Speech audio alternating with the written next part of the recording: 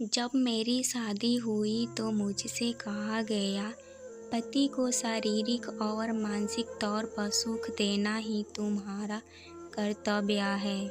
लेकिन जब शादी हुई तो पता चला कि भारत में एक लड़की की शादी सिर्फ एक लड़के से नहीं होती बल्कि एक पूरे परिवार से होती है, जिसमें सास ससुर ननद देवर और सबसे अंत में पति आते हैं।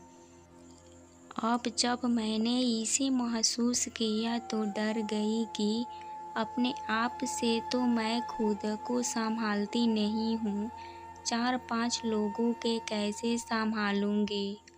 जैसे तैसे मेरी शादी हुई और एक नया परिवार ने मुझे अपनाया। जिंदगी पूरी तरह बदल गई। एक ही रात में मैं घर की लड़की से किसी घर की बहू बन गई।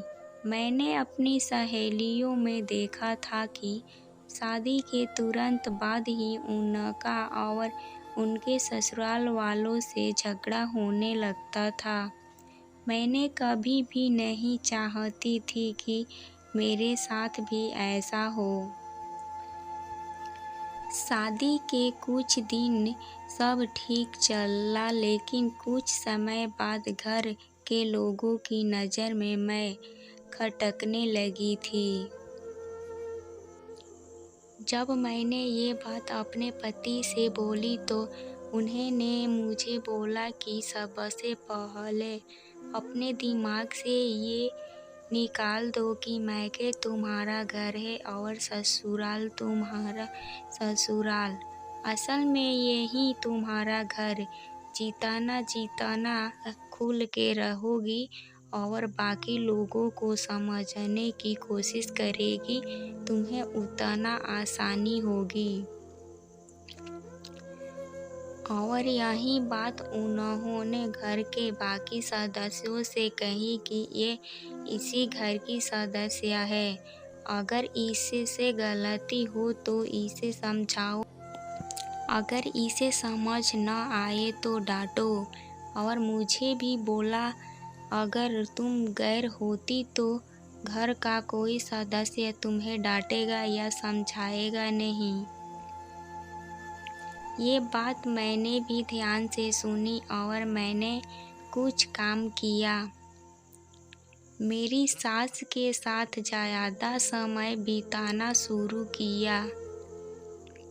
उन्हें समझने की कोशिश की और मुझे समझ आया जो औरत पिछले 40 साल से घर संभाल रही थी वो कभी नहीं चाहेगी कि उनसे ये हक छीन लिया जाए।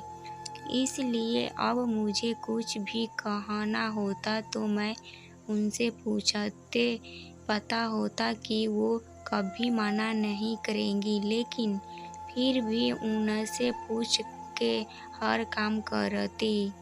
इससे उन्हें ये एहसास हुआ कि आज भी घर में उनकी कद्र हो रही है, क्योंकि वो बूढ़ी हो रही थी। ऐसे में उनके साधारण काम भी है अपनी तरफ से कर देती। अब मैं घर में सास की परफेक्ट थी। मेरी ननद से ज़्यादा मेरी सास मुझे मानने लगी। सास खुश हुए तो वो पापा यानी मेरे ससुर से तारीफ करती। सास खुश हो तो पापा जी भी खुश हो गए। अब बच्चे ननद और देवर। जिनके लिए कुछ ज़्यादा नहीं करना पड़ा, बस जो इन्हें खाना हो वो बना दो और अगर कभी मन ना करे तो मम्मी जी से बोल दो फालतू खाने की डिमांड कर रहे।